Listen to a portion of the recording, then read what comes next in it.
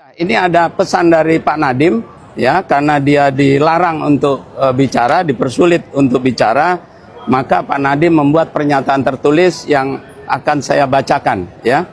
Pesan dari Pak Nadiem, ya, setelah sidang hari ini, Kamis 8 Januari 2026. Assalamualaikum warahmatullahi wabarakatuh.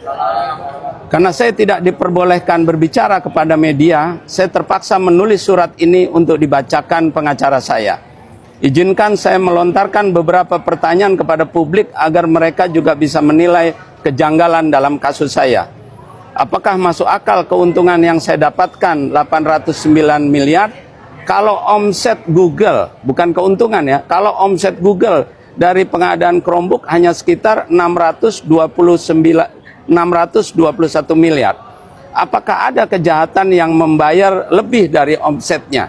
Sehingga pertanyaan Nadiem ini, dengan apabila benar Google memberikan 809 miliar, maka Google, ya, justru menombok dari omsetnya lebih dari 200 miliar.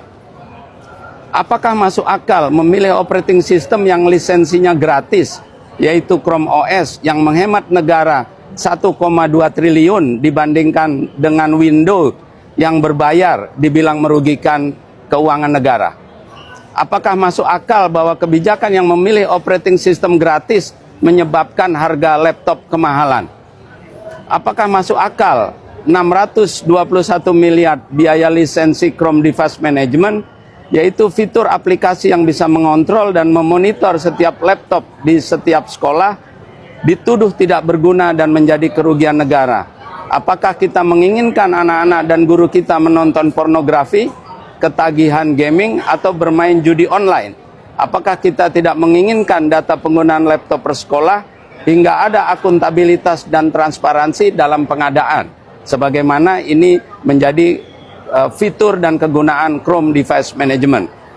Apakah masuk akal pengadaan laptop yang didampingi kejaksaan, diaudit oleh BPK, dan diaudit 2 kali oleh BPKP di tahun 2024, dan dinyatakan tidak ada kerugian, tidak ada pelanggaran, tiba-tiba dinyatakan menimbulkan kerugian 1,5 triliun oleh BPKP di 2025 setelah saya dijadikan tersangka, yang mana laporan ini sampai sekarang juga tidak pernah kelihatan.